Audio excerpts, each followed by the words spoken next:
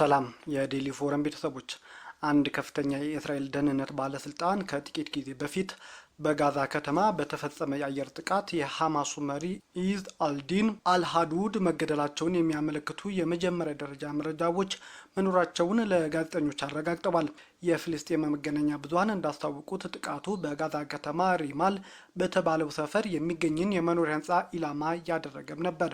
የእስራኤል መከላከያ ሰራዊት ስለ ጥቃቱ እስካሁን ይፋ መግለጫ ባያወጣም የሀገሪቱ ጠቅላይ ሚኒስትር ቤንያሚን ኔታንያሁና የመከላከያ ሚኒስትሩ እስራኤል ካትስ አልሃዳድን እንዲገደል ለእስራኤል አየር ኃይል ቀጥተኛ ትዕዛዝ መስጠታቸውን በጋራ ባወጡት መግለጫ አስታውቀዋል። የእስራኤል ቻናል 12 ቴሌቪዥን ምንጮችን ሳይጠቅስ ባወጣው ዘገባ እንዳመለከተው ኔታንያሁና ካትስ ይህንን የግድያ ትዕዛዝ የሰጡት ሐማስ ትጥቁን እንዲፈታ በሚደረገው ጥረት ላይ አልሃዳድ ዋነኛ እንቅፋት መሆኑን ከተረጋገጠ በኋላ ነው። ይህ ጥቃት በእስራኤል በኩል የተፈጸመ የተኩስ አቁም ስምምነት ጥሰት ሊሆን እንደሚችል ቢገመትም እስካሁን አልሃዳድ በእርግጠኝነት ስለመገደላቸው በግልጽ የታወቀ ነገር የለም። እስራኤል ከዚህ ቀደም መሰል ጥቃቶችን ስትፈጽም ኢላማ የተደረጉትን ግለሰቦች በወታደሮቿ ላይ አደገኛ ስጋት ይደቅናል በሚል ምክንያት ማቅረቧ ይታወሳል።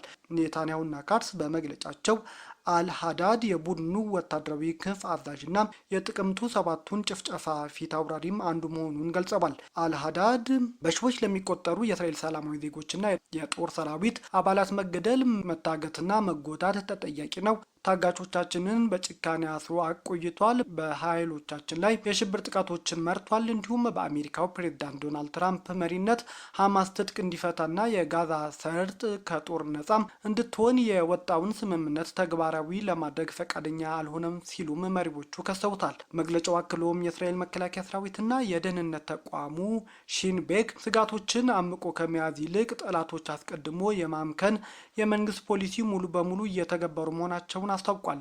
ይህ ህይወታቸውን ለማጥፋት ለሚሹ ነፍስ ገዳዮች በሙሉ የተላለፈ ግልጽ መልእክት ነው። ዛሬም ሆነ ነገ እስራኤል እናንተ ዘንድ መድረሷ አይቀርም በማለት መሪዎቹ ጠንከር ያለ ማስጠንቀቂያ ለታጣቂ ቡድኖቹ አስተላልፈዋል። የህንድ አየር መንገድ በነዳጅ መናር ምክንያት የተነሳ በርካታ ዓለም አቀፍ በረራዎችን የማቆም የመቀነስ እርምጃም እየወሰደ ነው። ኤር ኢንዲያን ተብሎ የሚጠራው የህንድ አየር መንገድ ከሰኔ ወር አንስቶ እስከ ነሐሴ ወር ድረስ በዓለም አቀፍ በረራዎች ላይ የማቆምና የመቀነስ እርምጃዎች መውሰዱን ገልጿል። አየር መንገዱ ባወጣው መግለጫ ይህንን እርምጃ ለመውሰድ የተገደደው በአንዳንድ ቦታዎች የአየር ክልል በመዘጋቱና በዋናነት ደግሞ የአውሮፕላን ነዳጅ ዋጋ መናር በዓለም አቀፍ እንቅስቃሴዎቹ ላይ ተጽዕኖ ስለፈጠረብኝ መሆኑን ይታወቅልኝ ብሏል። ይህንን እርምጃ ቢወስድም በአምስቱም አህጉሪቱ በየወሩም ከ1200 በላይ በረራዎችን የማከናወኑ እንደሚቀጥልም አየር መንገዱ አስታውቋል። እንደ መግለጫው በእርምጃዎቹ ውስጥ ከፍተኛ የበረራ መቀነስ ያደረገው ወደ ሰሜን አሜሪካ በሚያደርጋቸው ጉዞዎች ላይ ነው። ለምሳሌም ከዴሊ ወደ ቺካጎ የሚያደርገው በረራ ለጊዜው ማቆሙን አስታውቆ ከዴሊ ሳን ፍራንሲስኮ በሳምንት 10 ጊዜ ያደርግ የነበረውን ወደ 7 መቀነሱንም አስታውቋል። አየር መንገዱ በአውሮፓ ውስጥ ሲያደርጋቸው የነበሩ በረራዎች በከፍተኛ ሁኔታ መቀነሱን ገልጾ ከዴሊ ፓሪስ ይደረግ የነበረው በሳምንት 14 ጊዜ የሚከናወን በረራ ወደ 7 መውረዱንም አስታውቋል። የአሜሪካ ማዕከላዊ ዕዝ ሴንትኮም አዛዥ የሆኑት የባህር ኃይል አድሚራል ብራድ ኩፐር አሜሪካ በየካቲት ወር መገባደጃ ላይ የጀመረችው ኦፕሬሽን ኤፒክ ፊውሪ የተሰኘው ወታደራዊ ዘመቻ የኢራን ወታደራዊ አቅምና በቀጠናው ያላትን ተጽዕኖ ፈጣሪነት ሙሉ በሙሉ ማዳከሙን አስታውቀዋል። አዛዡ ይህንን የተናገሩት በዋሽንግተን ዲሲ ለሴኔት የጦር ኃይሎች ኮሚቴ ስለ 27 የበጀት ዓመት ጥያቄና በቀጠናው ስላለ ወታደራዊ አሰላለፍ ምስክርነት በሰጡት ማብራሪያ ወቅት ነው።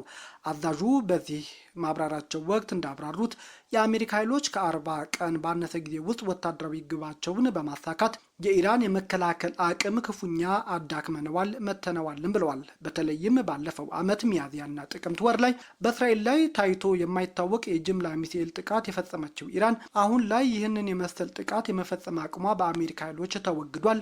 አድሚራል ኩፐር አክለውም የኢራን የድሮን የሚሳኤልና የባህር ኃይል የመከላከያ ኢንዱስትሪ 90% መውደሙንና ቀሪ አቅም 10% ብቻ መሆኑን አረጋግጠናል ብለዋል። የኢራን የባህር ኃይል ይህንን ከባድ ውድመት ተቋቁሞ አቅሙን መልሶ ለመገንባት ከ5 እስከ 10 ዓመታት ሊወስድበት እንደሚችልም ወታደራዊ ግምታቸውን ለሴኔቱ አቅርበዋል። ይህ ወታደራዊ እርምጃ ፕሬዝዳንት ዶናልድ ትራምፕ ኢራን መቼም ቢሆን የኒኩሌር ጦር መሳሪያ እንዳይኖራት ያስቀመጡትን ብሔራዊ ግብ ለማሳካት ትልቅ ሚና ተጫውቷልም ሲሉ አክለዋል። ከዚህ ባሻገር ኢራን በቀጠናው ለሚገኙ አሸባሪ ቡድኖች ስታደርግ የነበረው ቀጥተኛ ያልሆነ ድጋፍም ክፉኛ ዳክሞታል ብለዋል።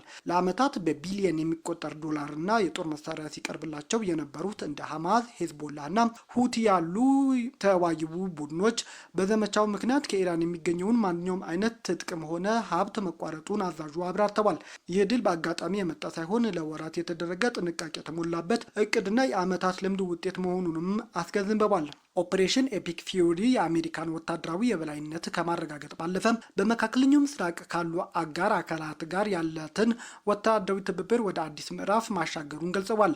አድሚራል ኩፐር እንደገለጹት የተባበሩት አረብ ኤምሬትስ፣ ባህሬን፣ ኩዌት፣ ኳታርና ሳውዲ አረቢያ ከአሜሪካ ጎን በመቆም ራሳቸውን ሆነ አሜሪካን በመከላከል ከፍተኛ አስተዋጽኦ አበርክተዋል ብለዋል። በተጨማሪም ይህ ግዙፍ ወታደራዊ ስኬት ያለ ዮርዳኖስና እስራኤል የጠበቀ አጋርነት ሊሳካ እንደማይችል በመግለጽ ዘመቻው በቀጠናው ያለውን የጸጥታ ትብብር ምን ያህል እንደተጠናከረም የሚያሳይ ነው ብለዋል። በሱዳን የሰብአዊ ተኩስ አቁም እንዳይፈጠር ጀኔራል አልቡርሃን እንቅፋት መፍጠራቸውን የትራምፕ አማካሪ ገለጹ።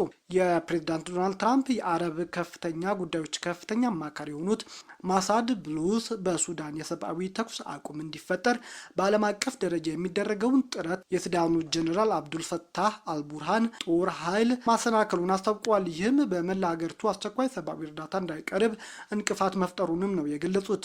ብሉስ ከስካይ ኒውስ ጋር ባደረጉት ቃለ ምልልስ ወቅት አሜሪካን ጨምሮ የተለያዩ አጋር አካላት ተመድን ጨምሮ የሰብአዊ እርዳታ ተደራሽነት ለማመቻቸትና ሰላማዊ ሰዎች ወደ ቤታቸው እንዲመለሱ ለማድረግ ከፍተኛ ዲፕሎማሲያዊ ጥረት ማከናወናቸውን አስታውቀዋል።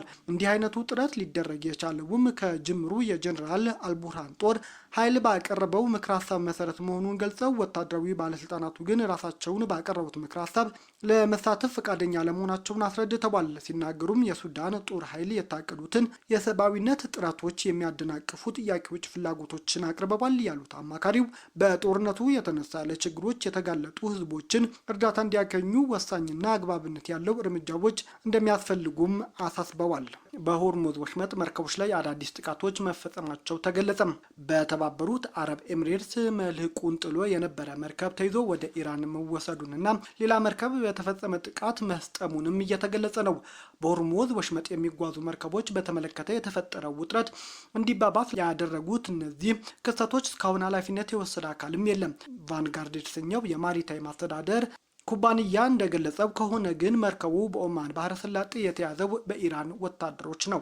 የዩናይትድ ኪንግደም የማሪታይም ንግድ ኦፕሬሽን ድርጅት በበኩሉ በአሁኑ ሰዓት መርከቡ ወደ ኢራን ግዛት ውስጥ ወደሚገኝ የውሃ ክፍል እየተጓዘ ነው። ቢቢሲ ቬሪፋይድ ማሪ ትራፊክ ከተሰኘው የባህር ጉዞ መከታተያ ድረገጽ ያገኘው መረጃ እንደሚያመለክተው መርከቡ ረቡዕ ዕለት ከሆርሙዝ ወሽመጥ አቅራቢያ ከኤምሬትስ ፉጃራ ወደብ 70 ኪሎ ሜትር ርቀት ላይ ነበር። ሁዊቹዋን የተባለው ይህ መርከብ አስተዳዳሪዎች ለቫንጋርድ እንደገለጹት መርከቡ የንግድ መርከቦችን ከባህር ወንበዴዎች ለሚከላከሉ የደህንነት ተቋማት የጦር መሳሪያ ማከማቻ ሆኖ ያገለግልም ነበር።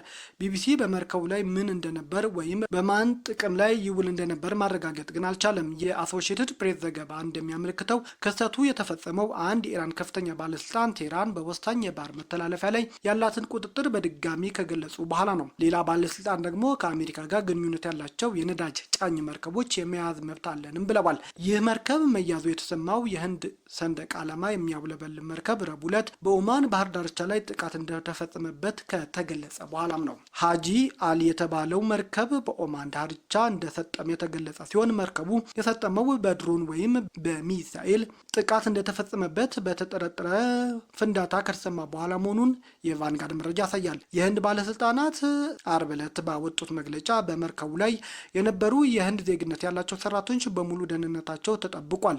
የኦማን ባለስልጣናት ላከናወኑት የነፍስ አድን ስራም አመስግነዋል። መርከቡ ላይ የነበሩ 14 ሰራተኞች በኦማን ባህር ዳርቻ ዘብ አባላት አማካኝነት ወደ አገሪቱ ዲባ ወደብ መወሰዳቸውን የህንድ ባለስልጣናት አስታውቀዋል። መርከቡ ከሶማሊያ ተነስቶ ሻርጃ ወደሚገኝ የኤሚሬትስ ወደብ እየቀዘፈ እንደነበርም የባህር ጉዞ መከታተያ ማሪታይም መረጃ ያሳያል። የኤርትራ ማስታወቂያ ሚኒስቴር አቶ የማነ ገብረ መስቀል የብልጽግና ፓርቲ በአፍሪካ ቀንድ አካባቢ እየተከተላቸው ያሉ ፖሊሲዎችና አቋሞች ቀጠናዊ ውጥረት እንዲፈጠር እያደረገ ነው ሲሉም ከሰዋል። ሚኒስትሩ በኤክስ ማህበራዊ ትስስር ገጻቸው ባሰፈሩ ጽሑፍ የኢትዮጵያ መንግስት ፖሊሲው ከእውነት የራቀ ሲሉም ኮንነውታል። አቶ የማነ ለክስታቸው ዋነኛ ማሳያ አድርገው ያነሱት በመጀመሪያ የኢትዮጵያ መንግስት በጥር ወር 2024 ከሶማሌላንድ ጋር የተፈራረመው የመግባቢያ ስምምነት ህገወጥና በድብቅ የተደረገ ነው የሚልም ክስ አቅርበውበታል። በሁለተኛ ደረጃ ከታህሳስ 2023 ጀምሮ በሉዓላዊነት ላይ የተመሰረተ የባህር ማግኘት በሚል መነሻ አሰብ ለመውረር የጦር መሳሪያ ማስፈራሪያዎችና ተከታታይ የሚዲያ ዲፕሎማሲ ዘመቻዎችን አካሂዷል ሲሉም ተችተውታል። በሶስተኛ ደረጃ ደግሞ እንደ የል ዩኒቨርሲቲ ጥናቶች ያሉ ሪፖርቶች ባቢ በማድረግ የኢትዮጵያ በሱዳን ግጭት ውስጥ እጇን አስገብታለች የሚል ክስም አቅርበዋል። ሚኒስትሩ አክለውም የኢትዮጵያ መንግስት ደጋፊዎች ኤርትራንና ሌሎች የቀጠናው ሀገራት በኢትዮጵያ ላይ ጸረ ኢትዮጵያ ጥምረት በመፍጠር ሴራ የጎነጎኑ ነው በሚል የሚያነሱት ክስ ሐሰተኛና የውጥረቱን ትክክለኛ ምንጭ ለመሸፈን የሚደረግ ሙከራ ሲሉም ገልጸውታል። አቶ የማነ የአፍሪካ ቀንድ ህዝቦች ፍላጎት በአንደኛው የሌላውን ሉዓላዊነትና የግዛት አንድነት በማክበር ላይ የተመሰረተ ዘላቂ ሰላምና ትብብር ማምጣት እንጂ የበላይነት ለማስፈን በሚደረግ ውጥረት ለዘመናት በሚዘልቅ ግጭት ውስጥ መኖር አይደለም ሲሉም የሀገራቸውን አቋም ገልጸዋል። የኢትዮጵያ መንግስት የኤርትራን ማስታወቂያ ሚኒስትር በተደጋጋሚ ለሚያቀርቡት ክስ አንድም ቀን ምላሽ ሲሰጣቸው አይታይም። ለዚህም ክስ እስካሁን ድረስ የውጭ ጉዳይ ሚኒስትር በይፋዊ መንገድ የሰጠው ምላሽ የለም። ቤተሰቦቻችን ዜናዎቻችን ከወደዳችሁት ላይክ አድርጉ፣ ለሌሎች ተደራሽ እንድንሆንም ሼር አድርጉ። አዲስ የሆናችሁ ደግሞ ሰብስክራይብ በማድረግ ቤተሰብ ይሁኑ። ሰናይ ጊዜ